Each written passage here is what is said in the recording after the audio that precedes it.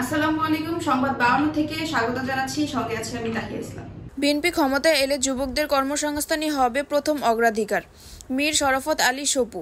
মোহাম্মদ হামিদুল ইসলাম লিংকনের প্রতিবেদন। বিএনপি যদি জনগণের ভোটে রাষ্ট্রীয় ক্ষমতায় আসে তাহলে সরকারের প্রথম কাজ হবে দেশের যুবকদের কর্মসংস্থান সৃষ্টি করা, এমন মন্তব্য করেছেন বিএনপির কেন্দ্রীয় নির্বাহী কমিটির স্বেচ্ছাসেবক বিষয়ক সম্পাদক মীর শরাফত আলী সপু। শনিবার 11 অক্টোবর দুপুর 12টায় মুন্সিগঞ্জে অনুষ্ঠিত যুব সমাবেশ ও বিএনপির ভারপ্রাপ্ত চেয়ারম্যান তারেক রহমানের প্রস্তাবিত রাষ্ট্র কাঠামো মেরামতের 31 দফা বিষয়ক কর্মশালা শেষে সাংবাদিকদের সঙ্গে আলাপকালে তিনি এই মন্তব্য করেন। বিএনপিকে যদি রাষ্ট্রীয় ক্ষমতায় জনগণ ভোট দেয়, প্রথমে আমাদের কাজ থাকবে যে কি বলে যুবকদের কর্মসংস্থান, এবং বিশেষ করে শুধু কর্মসংস্থান চাকরির মধ্যে, যেহেতু আমাদের দেশ গরিব দেশ, চাকরিও তো খুবই কম, সীমিত, সেটাকে রেখে আমাদের বিভিন্ন সেক্টরে যুবকদের জন্য বিভিন্ন দ্বারা নিজেরা দাঁড়াতে পারে, হাঁস মুরগি খামার, ছাগল খামার, তারপরে কি বলে কৃষিকাজ, এই সব কিছুগুলোকে আমরা যাতে করে বিভিন্ন জায়গাকে সবাইকে সেট করতে পারি, সেই দিকে আমাদের আগেই থাকবে আমাদের কর্মকাণ্ড।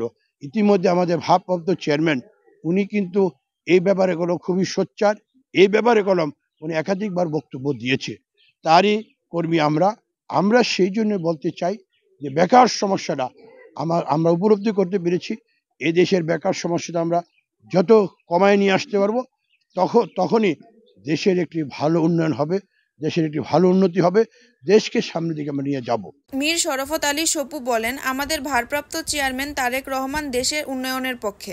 আমরা উপলব্ধি করছি দেশের বেকারত্ব যত কমানো যাবে ততই উন্নয়নের গতি বাড়বে। বিএনপি রাষ্ট্রীয় দায়িত্বে এলে তরুণদের জন্য ব্যাপক কর্মসংস্থানের সুযোগ সৃষ্টি করবে। কর্মশালায় সভাপতিত্ব করেন মুন্সিগঞ্জ জেলা যুব দলের আহ্বায়ক সদস্য SK আল আমিন হোসেন। অনুষ্ঠানে আরও উপস্থিত ছিলেন জেলা বিএনপির আহ্বায়ক সদস্য আওলাদ হোসেন উজ্জ্বল ও জসিম মোল্লা, জেলা মহিলা দলের সভাপতি সেলিনা আক্তার বিনা, শ্রীনগর উপজেলা মহিলা দলের সদস্য সচিব কামরুন নাহার চৌধুরী অনু, জেলা যুব দলের যুগ্ম আহ্বায়ক প্রিন্স নাদিম, যুব দলের নেতা বাদশা মিয়া, জেলা নারী ও শিশু অধিকার ফোরামের সাংগঠনিক সম্পাদক মাহমুদ হাসান ফাহাদ, সিরাজদিখান উপজেলার ছাত্র দলের সভাপতি সাফকাত হোসাইন রকি এবং সাবেক যুগ্ম আহ্বায়ক মোহাম্মদ কাইয়ুম হোসেন নাজিম সহ বিএনপি ও অঙ্গ সংগঠনের নেতাকর্মীরা।